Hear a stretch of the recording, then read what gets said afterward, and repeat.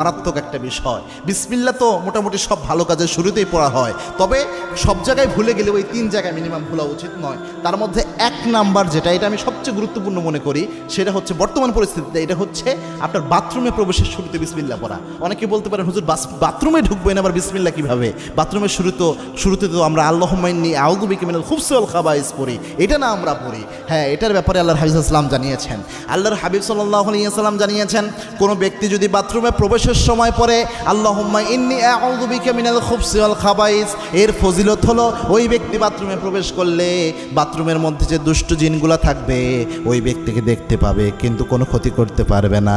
কিন্তু কোনো ব্যক্তি যদি বিসমিল্লাহ লাগিয়ে দিতে পারে, বিসমিল্লাহি আল্লাহুম্মা ইন্নী আউযু বিকা মিনাল খুবসি ওয়াল খাবাইস, এই বিসমিল্লাহ সহ যদি দোয়াটা পড়তে পারে দুষ্ট জিন ওই ব্যক্তিকে দেখতেই পারবে না, ক্ষতি তো করবে দূরের কথা।